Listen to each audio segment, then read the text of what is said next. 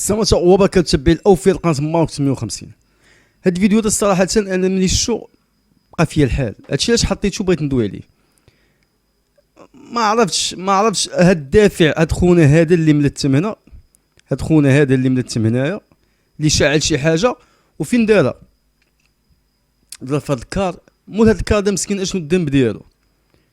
هاد الكار دا مسكين مولا اشنو الذنب ديالو اللي غيطلع ليه بحال هكا وغيضيع في الرزق ديالو والرزق ديال الوليدات ديالو. وانا كنظن هاد اللي ملتم هذا خاصنا نعرفوا واش جزائري، واش شي واحد مندس ما بين الجماهير المغربيه اللي كانت باغا تحرق، شنو هو التوجه ديالو، شنو هو الخلفيات ديالو.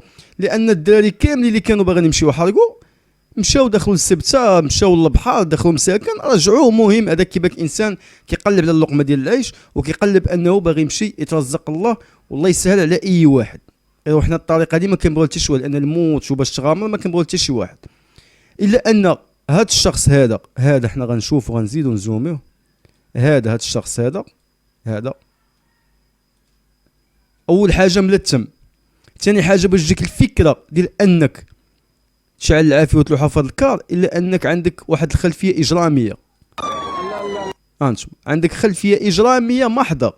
حنا ما عرفناك هو جزائري، شكون قال هذا يكون جزائري وداخل ما بين الجماهير وما باخل؟ لان هذوك الناس كيستغلوا بهاد الفرص هذه كيفاش تدخل. مهم كتبقى علامه استفهام، لان ما كاينش شي مغربي غادي يبغي الخو الضايع وغيبغي ليه المضره بهذا الشكل هذا. هاد الشخص هذا خاصو يتحاسب، لان هاد الطريقه هذه تخيل معايا راه بزاف اللي خلاك انك تحرك كار ديال واحد، يخليك تحرك دار، يخليك تحرك طوموبيل، يخليك تدير شي حاجه اللي ما تتصورهاش. لان باش غادي تهز وتلوح واحد الاضرام النار في الملك الغير كيعاقب به القانون اصاحبي. وما نبغوش نشوفوا ان الصوره ديالنا كمغاربه انها تشوه امام العالم، خصوصا الانظار دابا متوجهه للعالم كامل بهذه الطريقه هذه. شعل على خاطره ولاحة، شعل على خاطره ولاحة.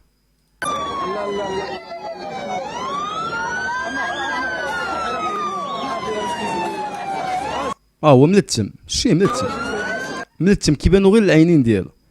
علاش بقى فيه الحاله صاحبي؟ لان الصوره ديال المغاربه بحال هكا كتشوه. واش حنا مجرمين؟ واش حنا خارج القانون؟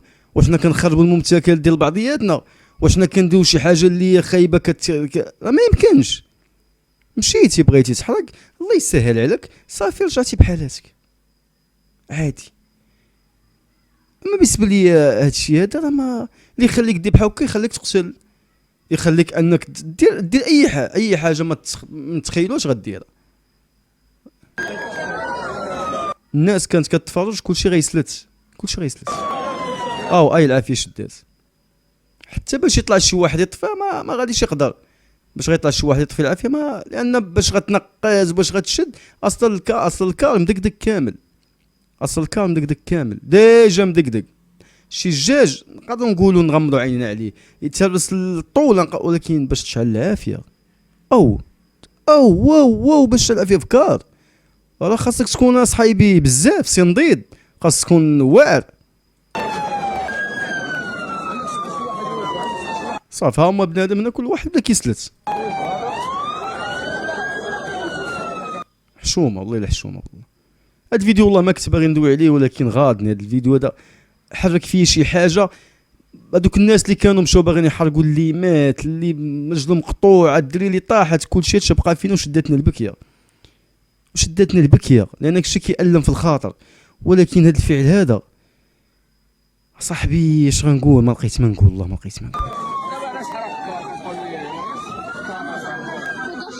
حتى الناس اللي كاينين تما يعني قالوا ما يمكنش كار تشعل كار صاحبي. حتى البنت كدوي.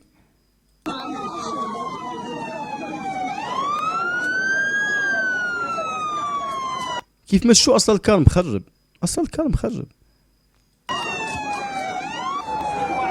واش عاد فيه العافيه كامله. يلا صافي دابا ساحيتي.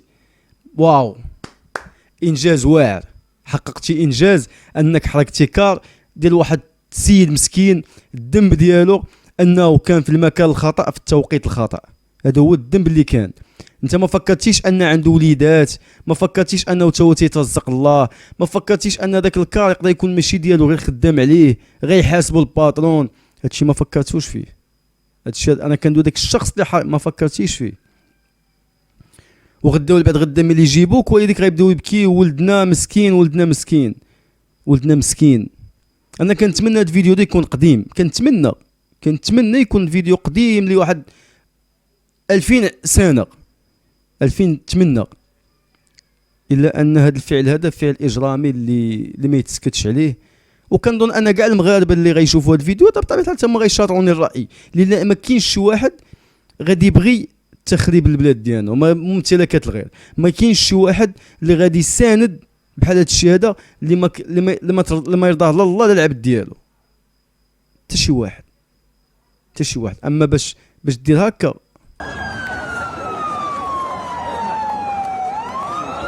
يلا شنو؟ لا حول ولا قوة الا بالله. صافي كنتي غادي حارق ما سالش الله، عادي راجل خاصك تجيبها بطريقه اخرى. كاين طرق بزاف باش تمشي لاوروبا. قلب على الطريقه اللي كتكون سهله وفي السلامه ديالك، ماشي الطريقه ديال انك بحال هكا تحرك كارشي باش تحرك كار. واش عرفتي باش تحرك كار صاحبي؟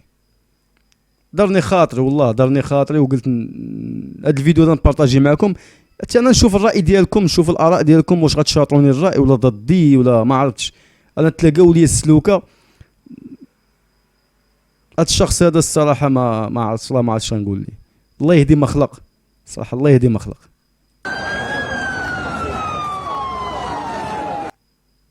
اصلا غير باش انك تلتم بالطريقه هذه راه ما ساهلاش.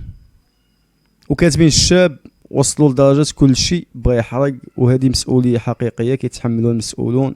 ولكن واش من الحق كل شيء يجي في المسكين؟ شنو الذنب مول الكار؟ وحتى الشخص اللي كاتب هذا البوست هذا على هذا الفيديو حتى هو راه قال لك الحق مول الكار يتخرب في رزقه بهذه الطريقه. لا حول ولا قوه الا بالله. الله يصلح الحال. حتى واحد ما راضي على هذا الشيء اللي شفنا دابا. لا حول ولا قوه الا بالله. نتلاقاو فيديو جديد. السلام عليكم.